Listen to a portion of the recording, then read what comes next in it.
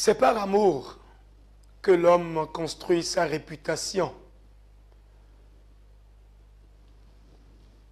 Si vous avez envie d'être un grand homme ou une grande femme, aimez les autres. Et ça, c'est ce qui sera naturellement bien. C'est pas cette citation que je fais irruption chez vous. Aujourd'hui, je serai seul à vous entretenir. Roc du bien et Valet du bien sont au repos pour nous revenir tout revigorer pour le parcours qui nous reste à faire. Chers téléspectateurs, bonsoir. Merci de nous donner toujours votre confiance. Et sans transition, nous vous demandons de suivre ces images.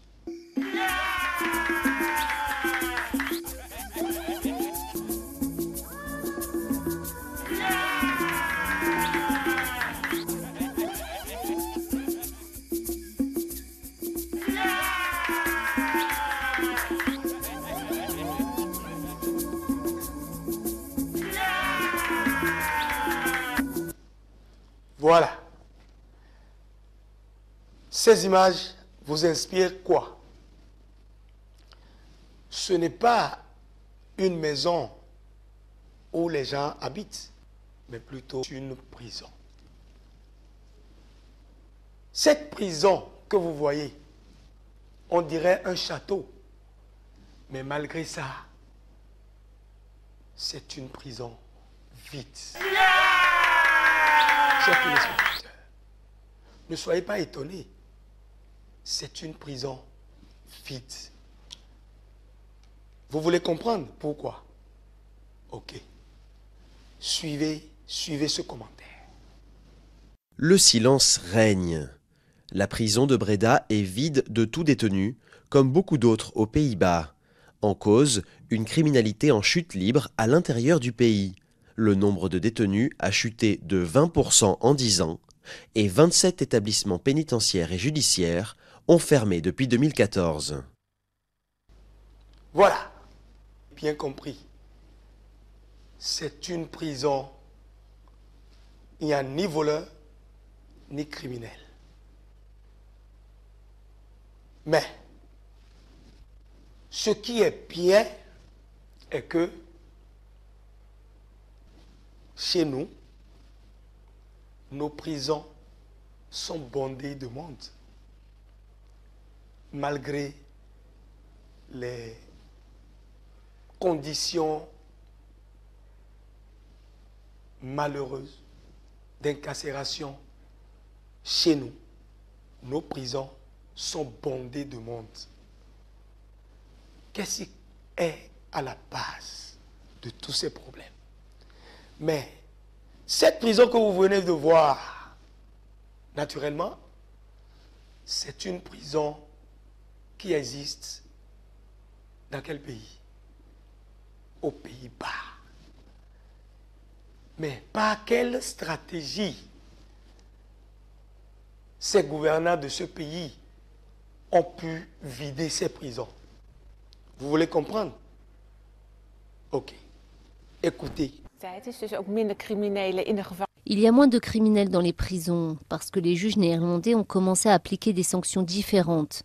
Pas plus légères, mais différentes, avec des peines de travail, des bracelets électroniques et des centres spécialisés. Voilà. Les juges de ce pays ont changé de stratégie. Ce qui est naturellement bien. Quelle stratégie? Ces prisonniers ne sont plus campés, emprisonnés dans les prisons. Ces prisonniers, ces détenus sont libérés. En faisant quoi? En leur créant des situations de travail. C'est un exemple à suivre. Nous demandons ici présents à nos gouvernants, à nos gouvernements de prendre comme exemple cette prison du Pays-Bas. Au lieu d'incarcérer, au lieu d'emprisonner et d'enfermer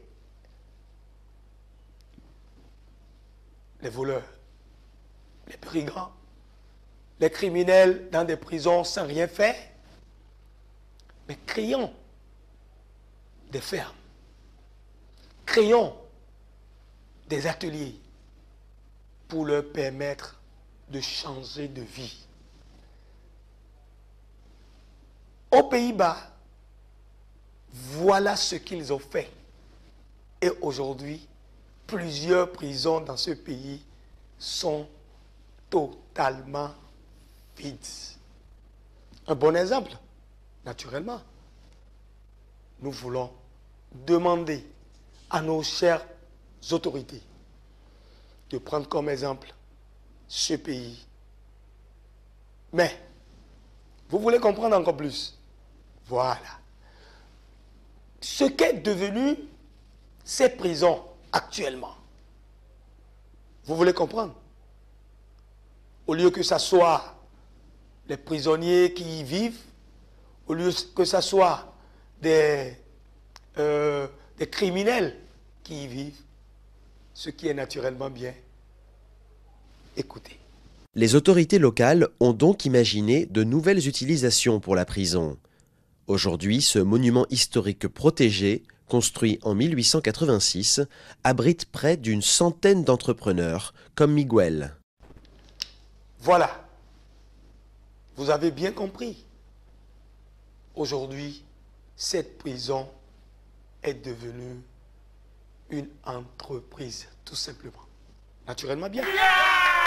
Une entreprise dont le pays profite aujourd'hui.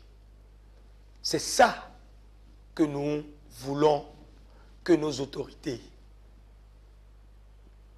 fassent ici aussi chez nous pour permettre à nos prisons de devenir des sources de développement pour notre chère patrie. Ce n'est pas fini, chers téléspectateurs. Ce qui est naturellement bien, nous allons quitter le Pays-Bas, nous envoler vers l'Uruguay. Oui, l'Uruguay. Ce qui est bien là-bas, vous voulez comprendre? Regardez ces images.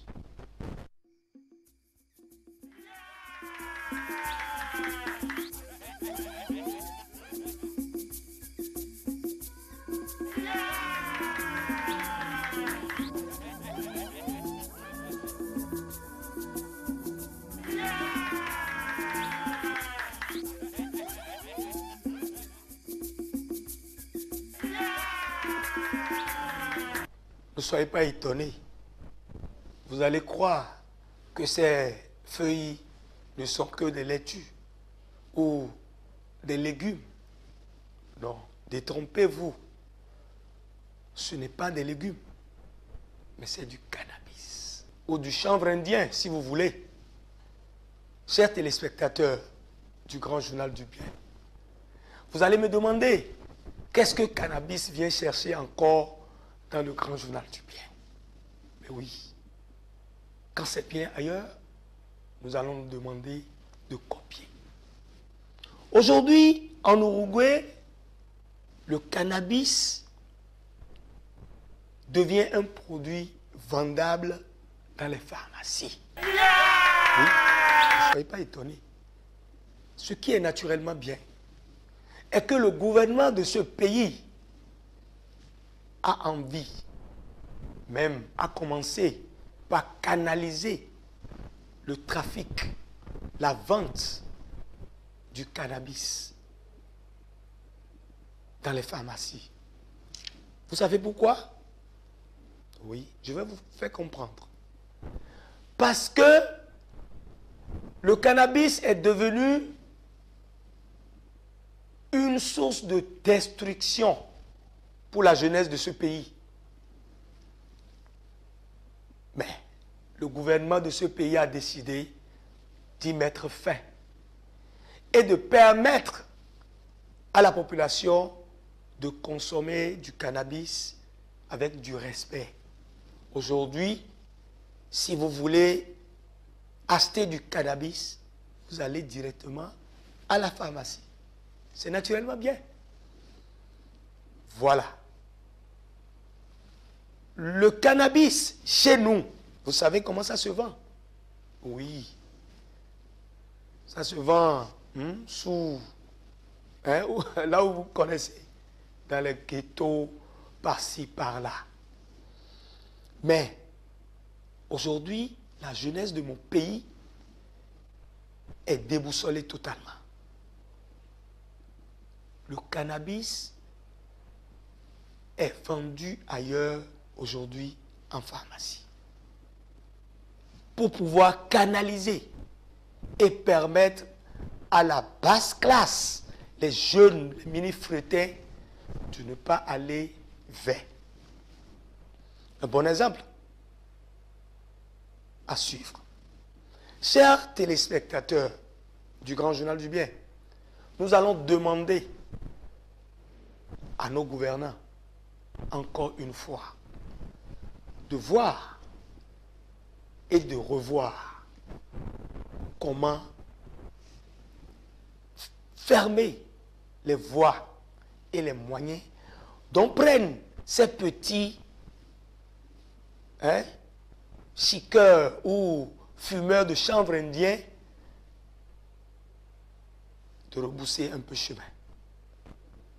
Permettez à la jeunesse de ce pays de se développer autrement. En plus, ça va nous permettre, oui, de vider un tant soit peu nos prisons. Oui, comment? Le cannabis, le chanvre indien ne fait pas du bien. Le chanvre indien, aujourd'hui, quand vous êtes consommateur, vous savez ce que ça fait. Quand vous êtes fumeur de chanvre indien, vous savez là où ça amène. Il y a plein de gens et de jeunes qui sont en prison aujourd'hui à cause du cannabis. Mais si aujourd'hui le gouvernement de mon pays, naturellement, pense autrement à la vente de ce produit qui détruit, je crois que nous allons sauver la jeunesse de mon pays. Pensons-y. Et ça, c'est ce qui sera naturellement bien par rapport à ce produit. Suivez ce commentaire de notre confrère Darius Rotondi.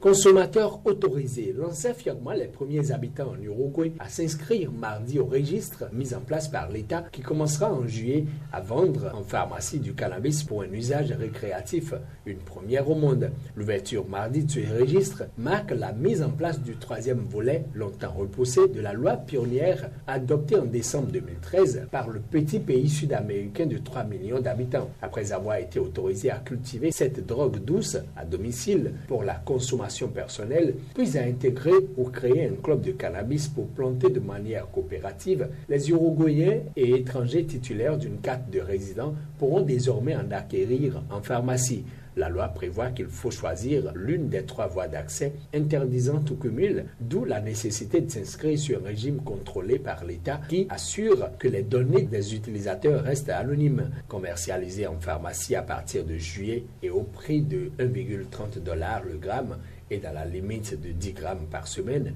Le cannabis légal vaudra donc moins de la moitié du prix sur le marché noir où c'est super cher et l'on ne sait pas ce qu'on consomme, souligne Yamila qui travaille comme vendeuse dans une boutique de Montevideo. C'est justement l'objectif du gouvernement, fournir un accès sûr à la drogue à un tarif bas et avec une qualité garantie afin de lutter contre le trafic illicite. Merci Darius Routondi pour ce commentaire. Naturellement, chers téléspectateurs, nous allons descendre plus bas. Nous allons revenir au bercail, c'est-à-dire nous allons revenir au Bénin, chez nous, dans notre pays. Chers téléspectateurs, nous allons vous montrer ce qui est bien dans notre cher pays, dans notre cher village de Oya-Oya.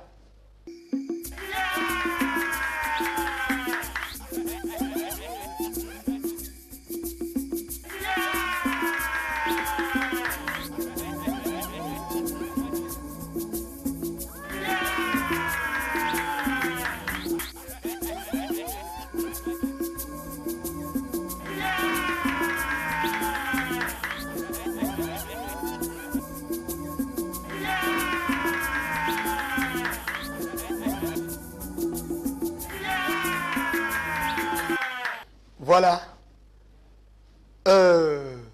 Ces images que vous venez de voir, naturellement, vous inspirent quoi? Vous allez me dire que vous ne pouvez pas parler pour que je puisse entendre. Mais voilà. Dans notre cher pays, village Oya-Oya, voilà un projet de construction d'hôtels qui s'est transformé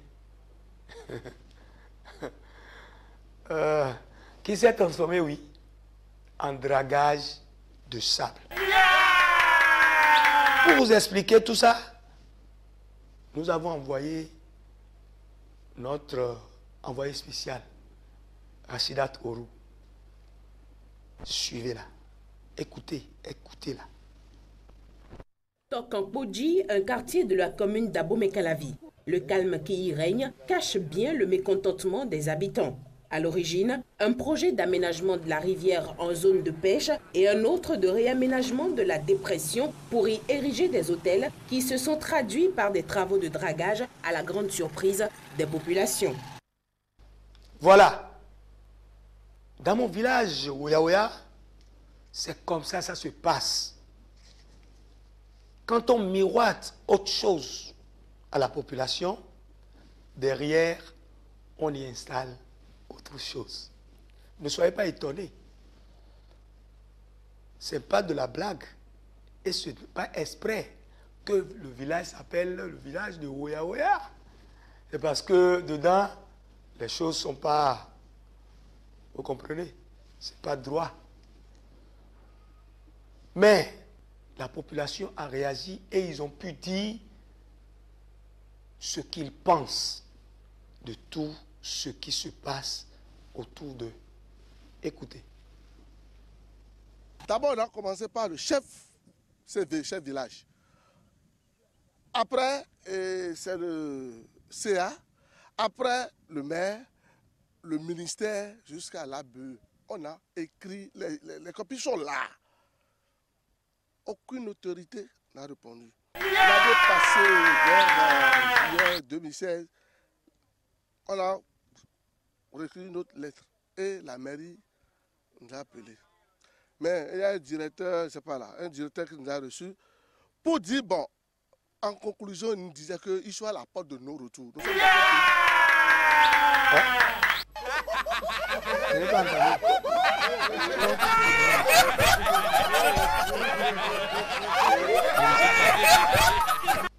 Ou bien j'entends mal.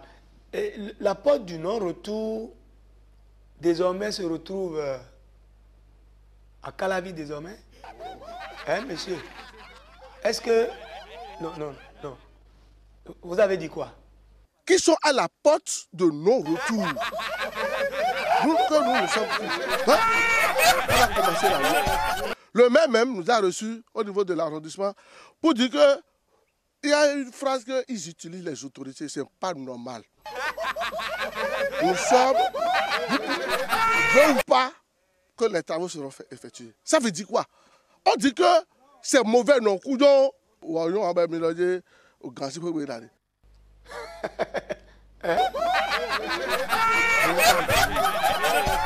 Quoi?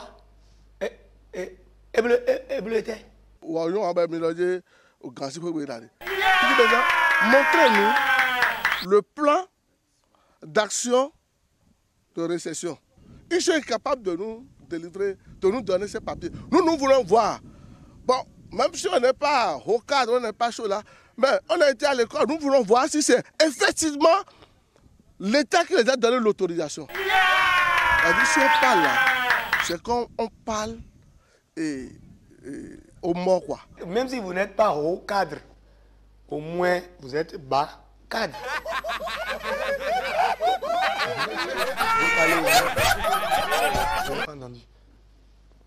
Vous parlez au quoi? C'est-à-dire, si on parle là, c'est quand on parle au mort, quoi. C'est comme, il semblait qu'on ne parle pas aux vivants comme nous. Ah bon? Ils sont pas morts, ils sont bien vivants. Ils sont bien vivants. Mais c'est que peut-être ce qui entend là, c'est ça qui est mort. Ne vous découragez pas. Les téléspectateurs veulent comprendre la suite de toutes ces démarches-là. Les amis du Grand Journal du Bien veulent comprendre. Des démarches qui n'ont pas porté leurs fruits et pourtant l'opération de dragage impacte considérablement sur l'environnement des habitants de ce quartier qui, au vu du traitement des élus, entendent employer la manière forte. Oui, oui. Malgré tout, les démarches, ce qui est naturellement bien, silence, plateau. Et néanmoins, ils nous ont parlé au moins des dégâts. Parce que ces travaux qui se font là causent d'énormes dégâts à ces populations de Tokan. À la suite, nous voyons nos murs qui commencent par avoir des fissures un peu partout. Vous allez constater avec nous, vous allez rentrer dans nos chambres pour commencer par voir que nos murs commencent par s'affaisser. L'eau, depuis que nous avons l'habitude de boire maintenant, n'est plus potable. Vous allez constater que quand nous prenons l'eau, c'est de la boue que nous prenons. Et puis, même hier seulement, à 18 h, une dame a failli perdre sa vie ici. Elle est allée au puits en train de puiser de l'eau. Quand le puits s'est affaissé, elle est arrivée jusqu'à ce point. Chance pour elle, il y avait une dame qui est en train de sacler au niveau de sa maison, qui a constaté que, qu'est-ce qui arrive à la dame là? C'est la dame là qui l'a sauvée. Sinon, si vous venez ici aujourd'hui, peut-être que vous allez nous voir en deuil. Vous ne serez pas en deuil. Heureusement que Dieu est au contrôle. Oui, l'heure de la dame n'a pas sonné. C'est ça, naturellement. Son heure n'a pas sonné. C'est pour ça. Mais Dieu n'a pas oublié les pauvres. Oui. Quoi? Tu veux encore parler? Oh non, non. Parle. Moi, ici, d'abord à Calabi, ici, si tu fais plus ça, on ne vit jamais. Tu peux faire 20 ans. Mais depuis qu'ils ont commencé les travaux là, 135 000 vidanges, tous les 3 mois. On a fait ça avant-hier, c'est encore plein de gens. C'est à cause des travaux. Ils n'ont qu'à venir enlever, suspendre les travaux et enlever les tracteurs. Sinon, la population va brûler tout. Parce qu'ils veulent des scandales. Si ça je mets tout le monde en garde. Non, non, non, non. Ça, non. Le Grand Journal du Bien n'acceptera jamais la violence. Jamais. Vous n'allez rien brûler. La seule chose qu'on va vous demander, Chers téléspectateurs et chères populations de Tokan, vous allez vous patienter, naturellement. Patientez-vous. Ne brûlez rien, parce que nous sommes habitants dans un pays de paix. Et notre paix, on doit la conserver. Est-ce que vous pouvez nous expliquer exactement les raisons qui poussaient la population de Tokan à menacer? Une mise en garde qui se justifie par la délocalisation des travaux de dragage dans les agglomérations du fait des risques de danger sur la construction du nouveau pont. Vous avez entendu? Oui, la population avait raison. Ils ont constaté que les travaux pouvaient créer plus de dommages que faire profiter ceux qui sont aux alentours. Vous avez entendu, chères autorités,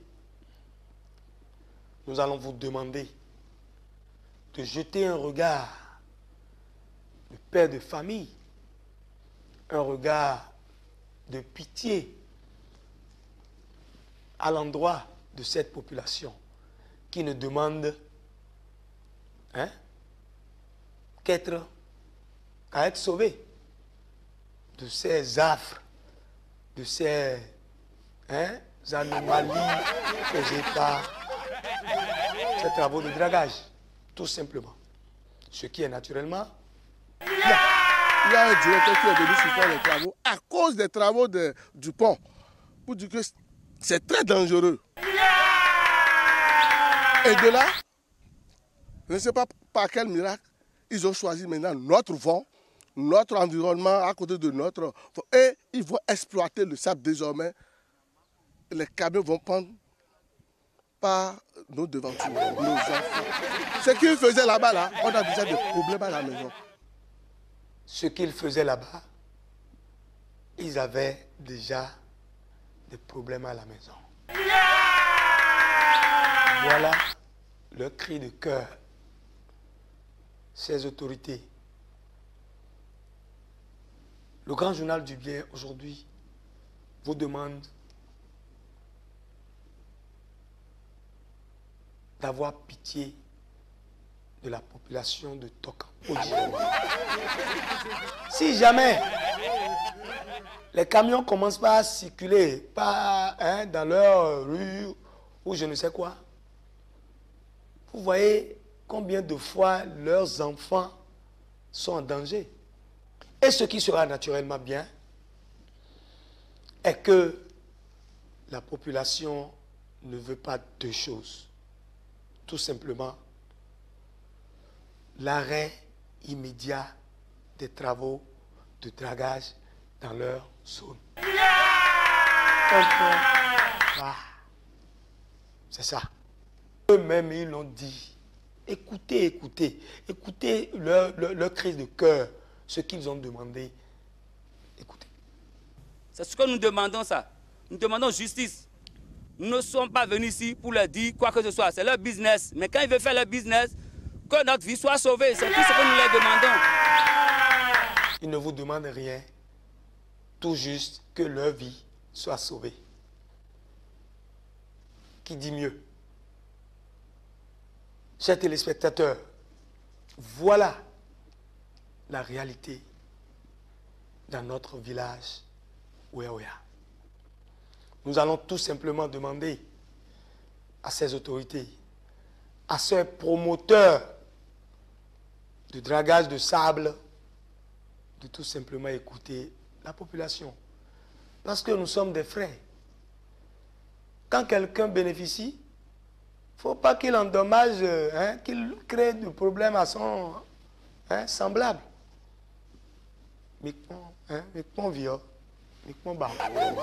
Mais finalement, d'après les informations qui nous sont parvenues, il paraît que une délégation du ministère de l'Intérieur a fait une visite sur les lieux et a promis à cette population une solution immédiate dans quelques jours. On l'espère. Où est ainsi? On attend voir. En tout cas, le grand journal du bien a l'œil rivé sur ce dossier et demande à nos autorités de tenir à leurs promesses, ce qui sera naturellement bien. Terminus, nous allons descendre. Mais nous n'allons pas partir sans faire un clin d'œil à nos amis, à nos chers téléspectateurs du grand journal du bien, nos fans qui ne cessent de nous appeler et de nous remercier, de nous encourager chaque fois et toutes les fois. Nous allons remercier Monsieur Dedo Hippolyte. C'est un ami du grand journal du bien qui ne cesse de nous donner des conseils et des orientations. Nous allons remercier, saluer, faire un coucou à M. Egunleti. De l'autre côté, à Ekpe, Danji, c'est un professeur d'anglais. Nous allons remercier tous ceux-là qui aiment cette émission, le grand journal du bien. Que Dieu vous bénisse. Mais pour descendre, pour finir totalement, nous n'allons pas oublier nos chers collègues, nos amis, qui, sans eux, cette émission ne pourra pas être dans vos télévisions. Nous allons saluer Arnaud Toviro du bien, le métronome, l'homme aux doigts pointus. C'est lui qui est aujourd'hui à la manette, accompagné du mignon garçon de sa famille, Franck Azalou, du bien. Nous allons faire un clin d'œil à nos amis de la diffusion. Oui, à nos amis de la diffusion. Abraham Vaudoré du bien, Espoir Boussou du bien, Richard Vidjenaï, l'araignée du bien, Christian Sion du bien et tout le reste. Sans oublier Tito, le villageois. Il est là. Lui aussi, il fait partie de l'équipe qui vous permet de recevoir le grand journal du bien chez vous. Chers confrères, merci. Merci pour le soutien. Merci pour tout ce que vous faites pour cette émission. Que Dieu vous bénisse. Chers téléspectateurs, merci et ciao ciao. À une autre fois pour le grand journal du bien.